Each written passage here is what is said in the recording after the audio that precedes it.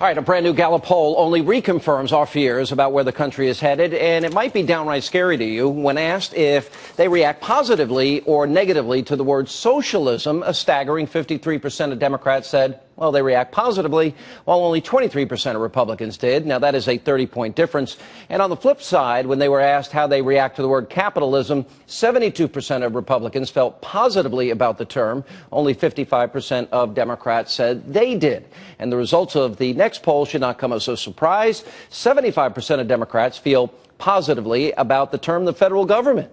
Only 27% of Republicans do. So in other words, the left puts the federal government ahead of capitalism, freedom, liberty. Some very telling numbers. Here with reaction, former Alaska governor, Fox News contributor Sarah Palin. Governor, your reaction to that? You think that shows the country's shifted? Well, hopefully people realize what Margaret Thatcher had explained, that the problem with socialism is eventually you run out of other people's money. But I think what the survey represents, Sean, is perhaps some survey recipients who answered the question are confusing corrupt, dirty crony capitalism with genuine free market capitalism, which is the good kind of capitalism. You know, we've shown a bright light on the problems caused by crony capitalism in recent months and in the last year or two. And I think that perhaps capitalism in general has taken a hit because of this new public awareness, because of that light that's been shown on crony capitalism. And perhaps people are believing that capitalism in general isn't such a good thing. Of course, that's a mistake to believe that. So we're about to hit this debt ceiling debate, $16.3 trillion. And at the time, in 2008, when Obama's running, he says it's irresponsible to take a credit card in the name of our kids to the Bank of China. We have to pay that money back. Now it's 16.3. They're running out of money once again. So Republicans are saying, all right, we've got to eat our spinach. We got to eat our broccoli. We've got to study. We got to turn off the TV, turn off our video games, and do our homework.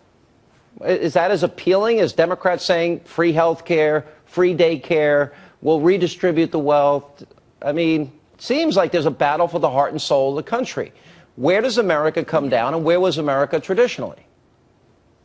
Yeah, well, first, let's address President Obama's flip-flop on his philosophy there when it comes to raising the debt ceiling. He certainly condemned President Bush in those years of raising the debt ceiling, and then look at where he's taken this country. He's taken us into a state of bankruptcy with his changed idea on it being a good thing to raise the debt ceiling. A very scary proposal was recently revealed too by Geithner, essentially saying let the president have free reign on raising the debt ceiling to whatever level he wants it. Can you believe that? That's a very scary thought, because Barack Obama is a socialist. He believes in socialism, in redistributing wealth, in confiscating hard-earned dollars of our small businessmen and women so that they cannot reinvest their dollars and hire more people and grow and expand. Instead, he believes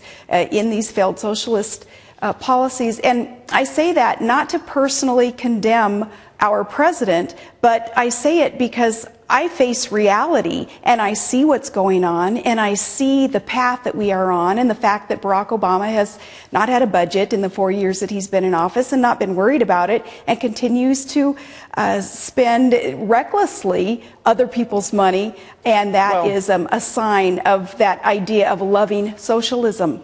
Look, the bottom line is the math isn't there. But the mindset of the country is shifted, and people want free stuff from the government. You said to the Republicans, though, and this was at the top of the program, we were debating this, you said, Republicans, don't go wobbly, don't be a bunch of wusses as it relates to this. And I see some weakening among the Republicans, and they feel they've got to go and get along. They fear they may lose the PR battle.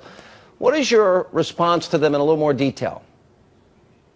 Well, I guess I shouldn't call politicians' names, so I apologize for calling the wobbly ones wusses, because that distracts from the point that has to be made. And the point is that we are a bankrupt country, $16 trillion in debt, and with entitlement future lookings, we're 60, 70, 80 trillion dollars in debt. There isn't enough money in the world to pay back the future generations that we have stolen from, and foreign countries that we have borrowed from, and through quantitative easing, the money that's been printed out of thin air. So I say, Republicans, go back to what the planks in your platform represent. It represents reining in government, putting back the power and the responsibility in the individual, not in the state, not in government. Again, that gets us towards socialism. What goes beyond socialism, Sean, is communism. And I know, I'm going to get slammed for